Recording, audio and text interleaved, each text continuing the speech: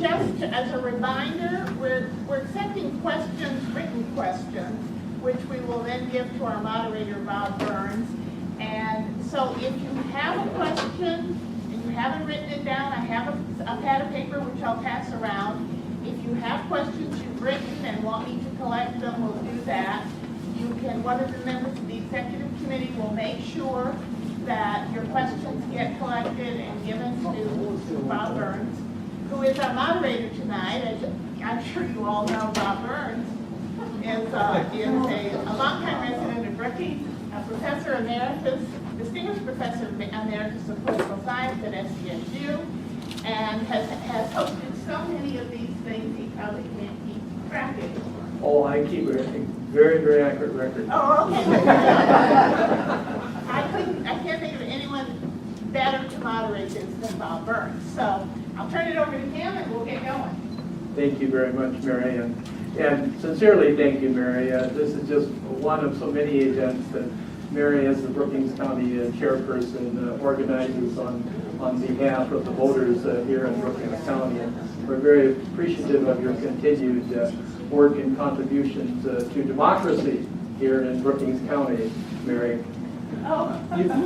You might recall just a few weeks back, John Ellis, the political writer for the Argus Leader, commented that it was somewhat disappointing that we had a primary in the Democratic Party for the Democratic nomination for the U.S. House of Representatives seat representing the state of South Dakota, and there had been few public appearances by the two candidates.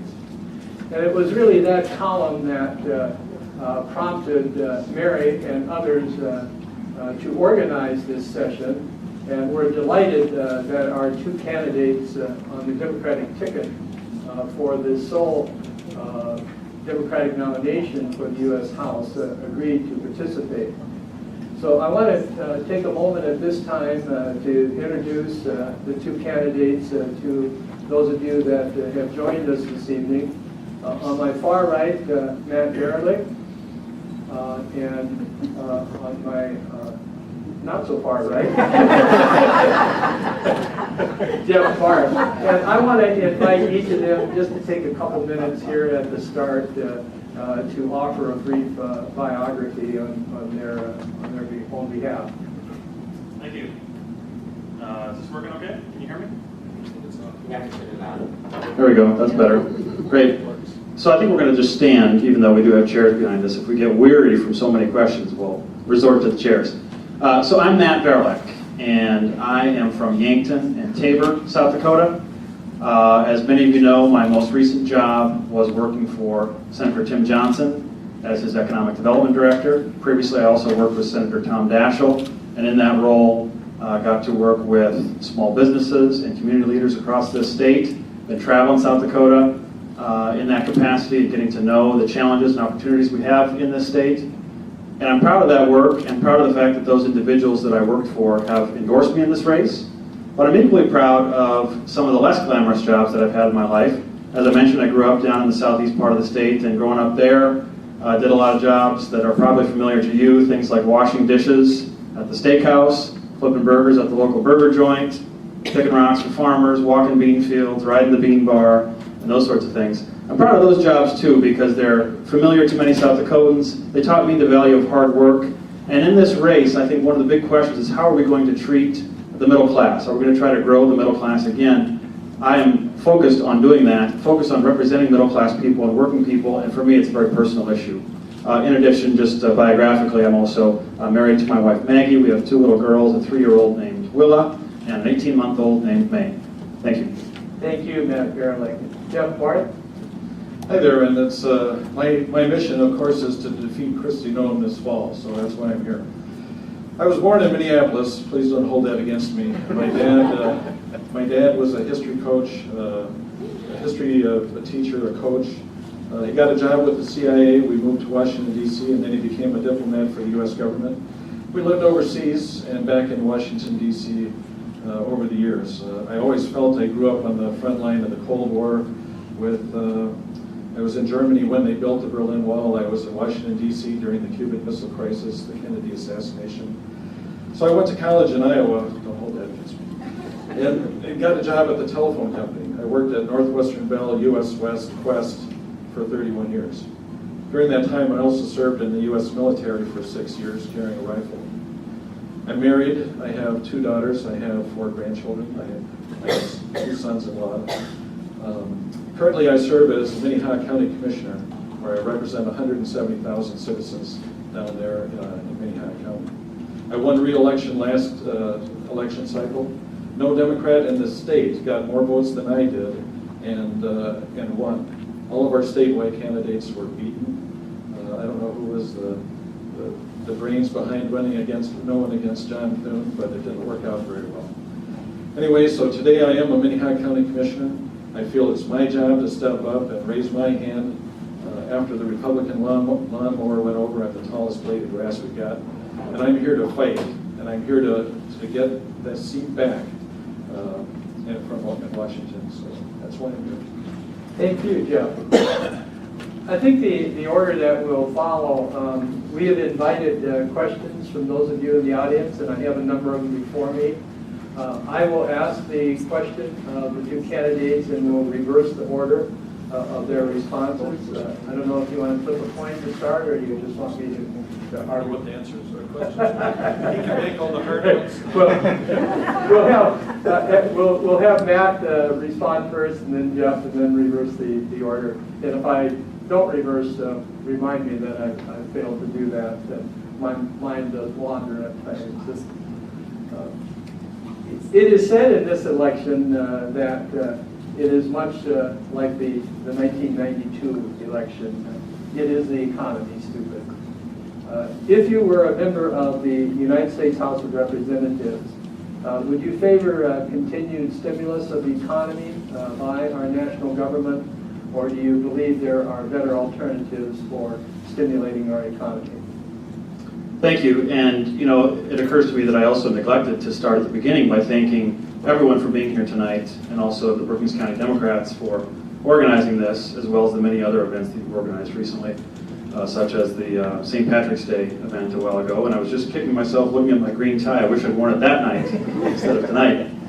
When it comes to the economy, I think that is the top issue in the election. And how are we going to continue to sustain this recovery? How are we going to focus on growing the middle class once again, because the middle class has been struggling lately. You have some people at the very top of this economy that are doing very well, the wealthiest individuals, the biggest corporations, but the rest of us have not been doing well. I mentioned at the beginning that I'm someone who had to work hard to climb my way up the economic ladder and make it into the middle class, and that's the key question. How do we grow it once again? I think we need to take a balanced approach to reducing the budget deficit.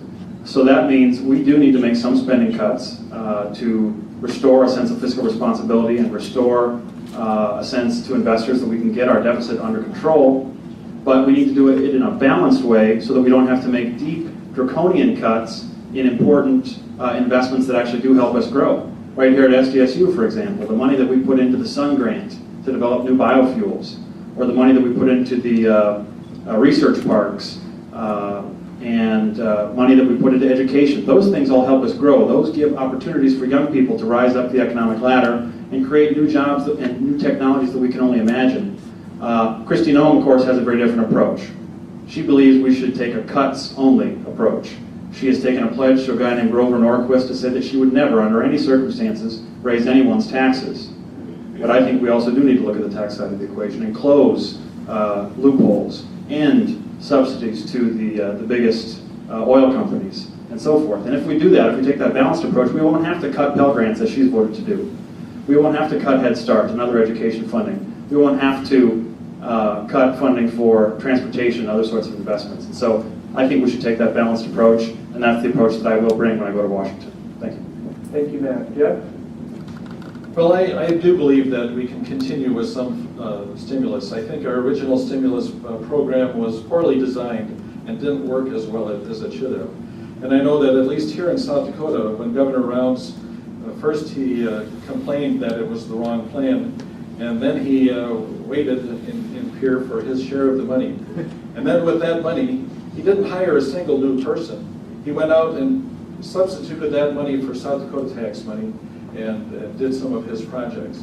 We didn't hire a single new guy with a $180 million highway plan where we got that money. And so then after, of course, no one was hired, he then complained that it didn't work. We elect people sometimes who don't believe in government, and once elected, they make sure it doesn't work. I do think that right now is the wrong time to lay people off. Right now is the wrong time to make great changes in our tax policy.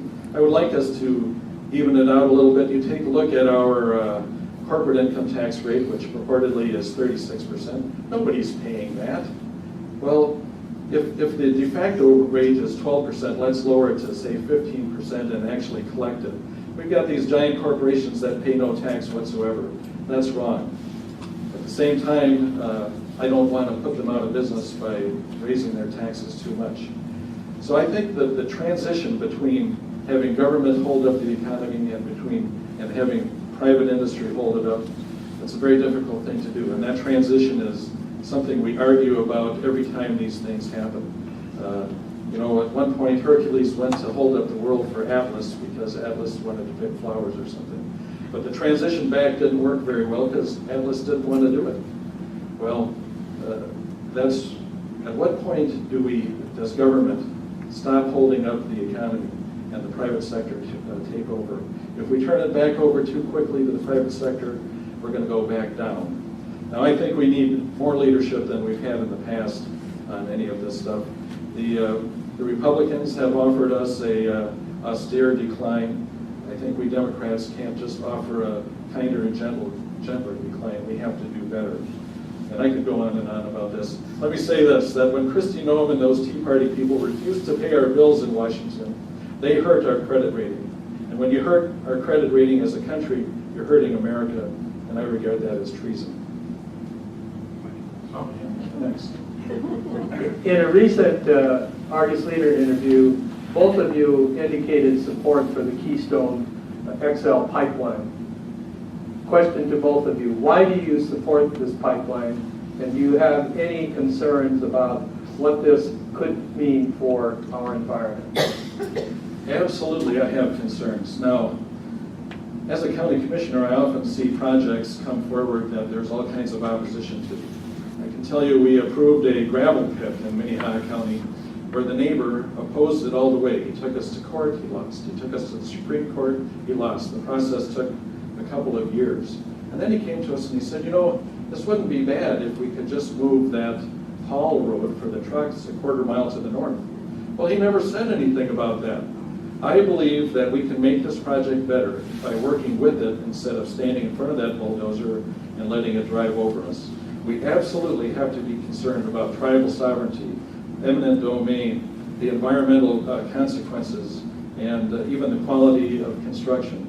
But I think we're working on it. It's better to work on it cooperatively than as absolute opposition and then having it be built anyway. So I would work with it. I believe in it. I do think it will be some jobs. You know, $7.5 billion or whatever it is of private money. We need jobs. We need people to spend money. We are still burning oil. I burned a bunch on my way up here today. We can do better, and certainly I have an idea on reducing our dependence on fossil fuel, but we're not going to be getting rid of it in the next 20 years, I don't think. Thank you, Jeff. Matt? Yes, and as Jeff referenced, this is an economy that relies on a variety of energy sources, including petroleum, and so I am someone who believes that we need to continue expanding production like we have in North Dakota, for example, and hopefully some of that can come to South Dakota as well. And that should all be part of a balanced energy package that includes a variety of energy sources.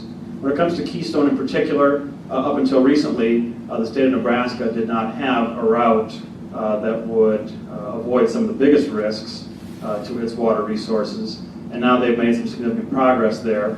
Up until they have had that route redesigned, it didn't seem to me that you could approve a project that isn't fully designed. Now that they have made progress there, though, I think the process of reviewing the project should be resumed quickly. And I think in that process, we ought to take into consideration the legitimate concerns of tribes and of landowners along the route. And if those can be accommodated, I think we should support the project because, again, we need to have that balanced package of energy.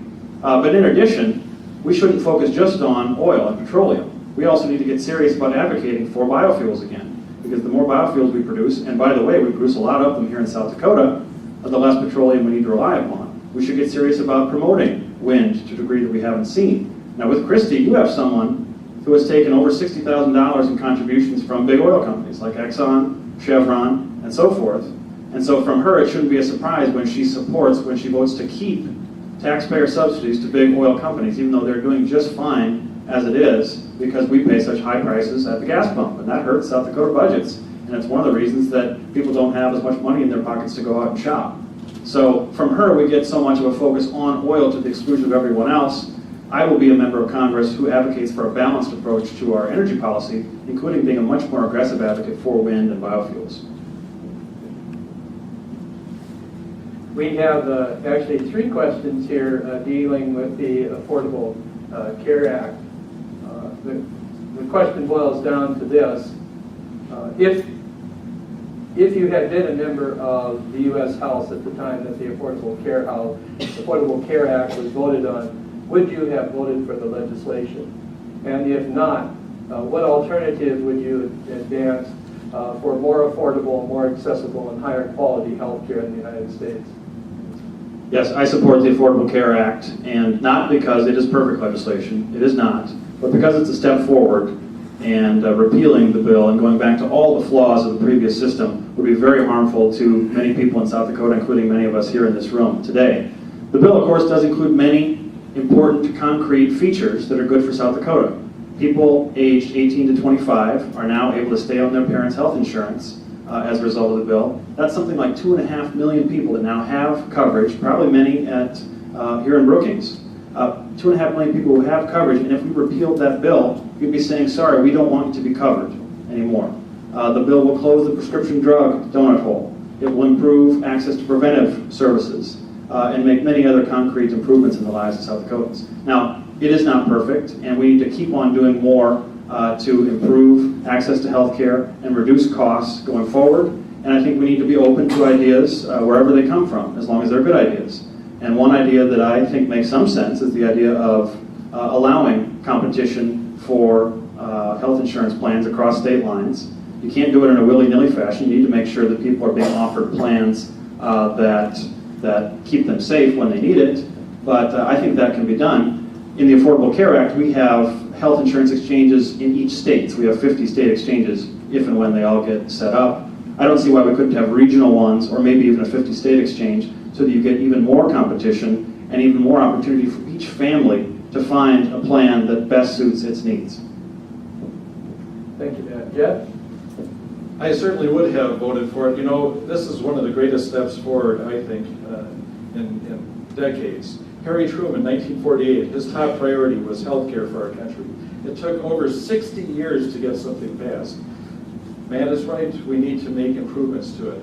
But I tell you what, Kristi Noem wants to repeal it. And the interesting thing about that is on the Noem-Ryan budget, they want to do away with Medicare and give you a voucher instead. $7,500 with which to purchase your own health care insurance.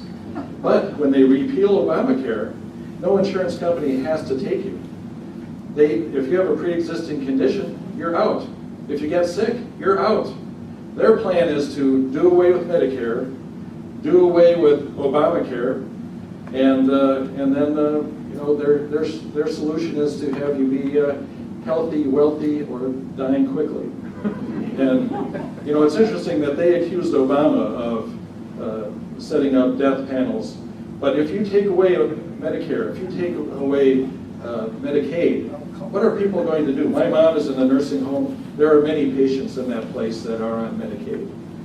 If when they get cut, what's going to happen? They're going to push them out on the street, let the garbage man pick them up? Well, I tell you what, we can make Obamacare better, and I'm proud of that term. I'm proud of Obamacare. I'm proud of our president. But the alternative with Kristi Noem is not pleasant. One of the issues that has not received headline attention in the recent past is global warming. Question to each of you, do you believe global warming is a reality? Do you believe it is man-caused? And what type of governmental approach would you support if you do believe it is man-caused global warming? I certainly believe it's man-caused, but I prefer the term climate change, because some places are going to get colder, some places are going to get warmer. My brother actually worked in the field of climate for 25 years, and currently he's stationed in Fiji at our embassy in the South Pacific. Poor guy. He's stationed down in Fiji, where he's the environmental officer for the United States in the Pacific. I've been aware of this issue, obviously, from the beginning. And as a telephone guy working outside, I've been worried about the effects of solar radiation on parts of my anatomy. The fact is, we have climate change. We're going to have stronger hurricanes, stronger tornadoes, floods, drought. My hope is that, as has been suggested earlier, that we can transition to less harmful sources of energy. We also need to conserve. I have so many things plugged in at my house that use electricity, even when I've got cell phones charging, I got my microwave is on, my clock radio. We have to find ways to make them run more efficiently. I think wind power is obviously good, but there's nothing that's perfect. The windmills kill birds, nuclear reactors leave waste, coal smokes up the world. There's hazards with fracking. There's no easy thing, but if we conserve, we can do better. And we have to get our friends and foes around the world, the Chinese, the Indians, to consider their use of coal and things like this. But absolutely, we have climate change, and absolutely, we can do something about it. And it doesn't mean it's going to be easy. Thank you, Jeff. Matt? Yes, I also absolutely believe that climate change is occurring and that humans have a significant role in it. Quantifying exactly how much is hard to do, but certainly the vast majority of scientific evidence suggests that we have a role in this and that we do need to take action in response. Now, I think that means being a much more aggressive advocate once again for wind energy. We need to extend the production tax credit that is responsible for much of the wind development we've had, including right here in Brookings County. And by the way, I should mention we have someone here tonight, Matt McGovern, who's running for PUC in South Dakota, who is a long time, right there, he just waved. Yeah, please stand up.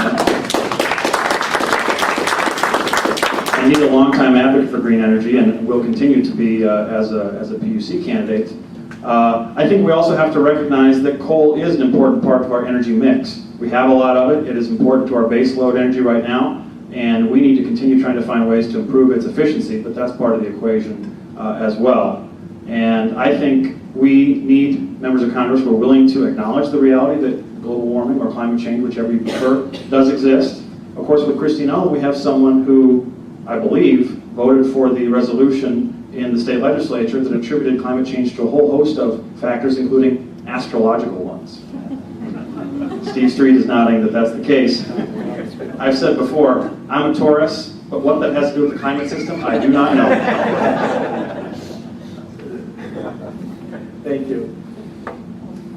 Let's switch our attention to some external affairs. The deal in Congress at the current time is that both domestic spending and military spending must take an equal hit in order to move toward a more balanced budget. Do you favor this current policy, or do you favor abandoning what was agreed upon and altering the level of cuts in domestic compared to military spending? Yeah, the deal that the question is referring to is the one that resolved the debt ceiling debacle. And Jeff referenced this as well, but we should remember that the debt ceiling debacle was extremely harmful to our economy, and the deal that was cut to get us out of that debacle certainly is not the one that I would have negotiated if I were in Congress. But of course, we have so many members of Congress, Kristi Noem included, who have taken a pledge to a guy named Grover Norquist, who's not a South Dakotan, by the way. And his pledge, as I mentioned before, says that she will not raise taxes under any circumstances. Consequently, whatever we do to reduce the budget deficit has to come all out of cuts. Cuts to things that impact Brookings and all across South Dakota. As for the composition of those cuts, there's an effort underway right now for agencies to make clear what the impacts might be. And I think there are savings to be had in the defense budget. And unfortunately, we're probably going to have to take some cuts in the domestic side of the equation too. I'd like to have more information about what those cuts will be precisely to be able to say whether half and half is the right number. But I also think that we shouldn't be in this situation where we're forced to do all of the reduction through cuts. I think we ought to be able to look at the tax side of the equation, get rid of some of those loopholes, and not have to cut as deeply. Thank you, Matt. Jeff? Congress is not doing their job. Washington, D.C. is broken. They can't tell the truth. They can't stick to a deal. You know, it's their job to do the budget. They don't do the budget. They appoint a super committee to do it and promise to support whatever it comes up with. They don't follow that deal. We have the Simpson-Bowles Commission. The Simpson-Bowles Commission isn't even unanimous on it. They are not doing their job out there. And I don't know if one party is completely to blame, because they've been out there so long. You can't believe what they say, and the result, though, is bad. I know from having been a soldier that there's plenty of waste in the military. I also know that there's plenty of waste in other government spending. It's very difficult for a one-size-fits-all program out of Washington, D.C. to operate across this huge country and make it come out right. I know, for example, that FEMA will support a local government in repairing damage, but if you don't get that damage fixed in 6 months, then their reimbursement rate is less. Well, sometimes it's hard to replace a bridge in South Dakota in the winter. Maybe different down in Texas, where Governor Perry and Governor Bush were, but it ain't so easy around here. Some of the rules that we get out of Washington, D.C. just don't work at all. And certainly our Congress people are not getting it done. That's why we need change. That's why we need someone to be there. You know, I actually believe that one of the things we all need to do is support our president. I never voted for George W. Bush. I always prayed that it would work out for him. Because if he's successful, I'm successful. The Tea Party and Nome people, they are just blocking our president at every move. They are stopping his programs, preventing him from his appointees from taking over. And I think that the vast majority of our problem out there can be attributed to that obnoxious blocking attitude. Staying with some questions on foreign or external affairs, do you agree with President Obama's timetable for withdrawal of troops from Afghanistan, or would you like to see that withdrawal slowed down or accelerated? I'd like him to stick to his timetable, but sneak everybody out sooner. I've been in the military. You know, we take it too darn easy out here. You go around and you see these little ribbons on trucks that say, "I support our troops." Well, heck, we didn't buy any war bonds. We didn't raise our taxes. We didn't quit having Super Bowls, turn off our lights at night. We have done these wars, with as little inconvenience as possible. And I tell you, we borrowed the money from China. We're protecting the Chinese oil supply. They should be paying us for this. I'm irritated about those wars. I tell you what, I would have gone to Afghanistan myself. When I was just about done working at the phone company, I looked at getting a job over there working on telephones. And I'm not afraid to fight for my country. I'm not afraid to die. My boss thought I was a little nuts about it, but it was big bucks if I got the job. So I'm happy to be here, though. Ben? Thank you. Well, this is an important question always, but especially as we're coming up to Memorial Day as well, when we honor the people we've lost serving us and keeping our freedoms. And on the question of Afghanistan in particular, and more broadly on the issue of Iraq as well, because Jeff referenced both conflicts, I'm very pleased that the President has wound down our operations in Iraq and is winding down operations in Afghanistan. As for the timetable, I wish that it could be done more quickly. Of course, the President is taking into account advice from military leaders. I think there's some suggestion that it could actually be done quickly as well and still done in a responsible way, but at least we are heading in the right direction. And one fortunate consequence of that is going to be that we will have less expenditure going towards that overseas conflict and also have less going towards Iraq now as well. And that will help to reduce some of the budgetary pressures. According to the author of this question, in the last 10 years, 3,000 people have been killed through the use of drone attacks in Yemen, Somalia, and Pakistan. Do you favor the continued use of drones? I do favor the continued use of drones because they have an important military purpose. We should, in all circumstances, try to minimize any unintended consequences or collateral damage or loss of life. But we have to have that option because, of course, having drones available prevents some American flyers from being at risk as well. I think some, and I do favor drones as well. I do think that there are some who are opposed to drones, and then there are some that are opposed to waterboarding. I am opposed to waterboarding. As a soldier, I was trained never to torture anyone. But we take it too easily here in this country when we think about that. It's too easy for us to imagine our planes flying over another country, bombing them. You know, what if we were the Iranians and the United States had invaded two countries bordering on them, Iraq and Afghanistan? What if we were over there and concerned about our country being attacked and being threatened with attack by the Israelis? You know, nobody is threatening to attack us, not very much anyway. And those that do certainly have suffered the consequences. I favor the drones. I don't want to go to war, but I would rather have a peace offensive around the world.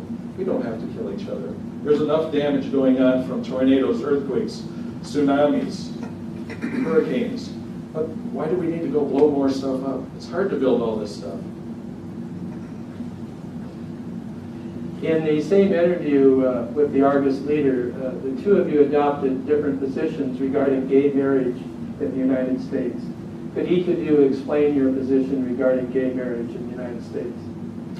Well, I tell you what, it has been a bit of a surprise because I thought really I had a fairly tepid response. I said, you know, it's not my issue, but if I had to vote on it, I would vote for it.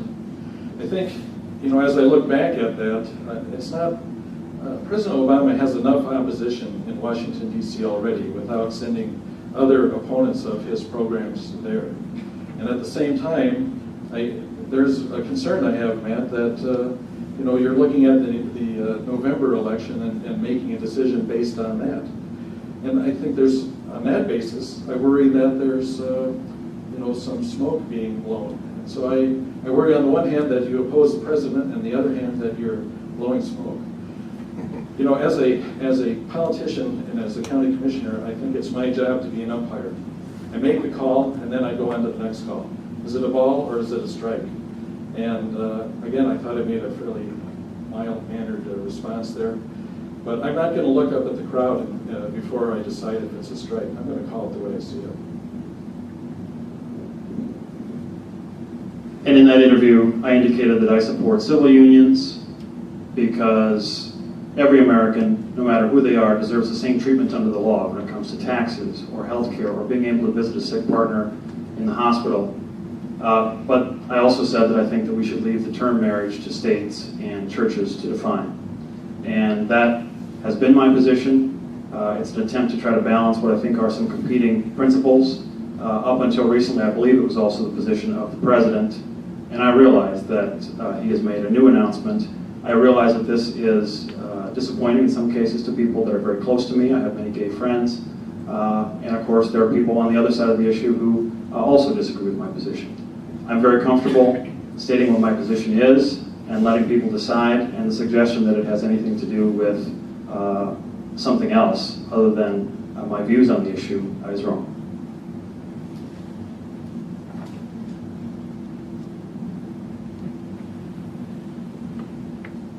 Another question affecting the gay community in South Dakota and our nation. What would be your position on the legislation concerning non-discrimination in the area of employment impacting gays, lesbians, and transgenders? We should not tolerate any such discrimination on the basis of sexual orientation or any other number of features of who we are as people. As for the legislation in particular, I'd want to see exactly what it is. But just to elaborate, I also would oppose a constitutional amendment banning gay marriage. We should not use the Constitution to enshrine limitations of rights. I'm glad that Don't Ask, Don't Tell is gone. And again, as I said, I have many friends who are gay and don't believe that they should be discriminated against, nor should anyone else. You know, it's interesting that there is a bit of an evolution, at least in my own thinking. I remember I didn't know any interracial couples until I went to college, and I was afraid of them. When I went to college, though, I started to meet a few, and they seemed like regular folk, you know, just like other couples. And then I was still worried about the ones I hadn't met yet, and then I met them, and they were okay. And I think that's the same thing we have going on with gays and lesbians.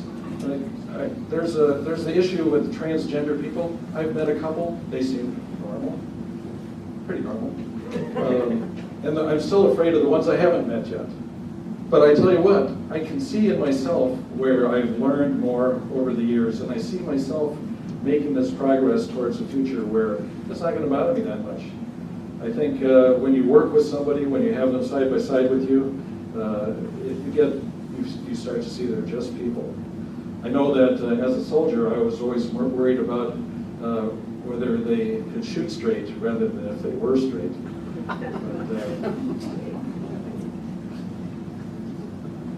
We have a question pertaining to a vital part of the South Dakota economy, agriculture. As everyone knows, the Farm Bill is up for reauthorization. As a member of the U.S. House, would you support the status quo with respect to the Farm Bill, or are there important changes in the Farm Bill that you would support? Well, I tell you, I would not have been re-elected as a Minnehaha County Commissioner if I was not working with farmers. Unbelievably, Minnehaha County is the number 3 county in South Dakota in ag income. We're number 3 in corn, number 4 in soybeans. We have the most farmers, we have the smallest farms. We're number 3 in farm income. I think that there is room to trim on our ag budget. I think our farmers are doing very well right now. Corn prices, bean prices are fine. If you drive around Minnehaha County anyway, there are a lot of new houses, a lot of new pickup trucks. I believe that we should move more in the direction of crop insurance and less in the direction of direct subsidies. And I think that CRP stuff we're paying at such a low rate, all that land is being farmed now again anyway. My hope is that farmers will continue to prosper without government programs, which always seem to do something.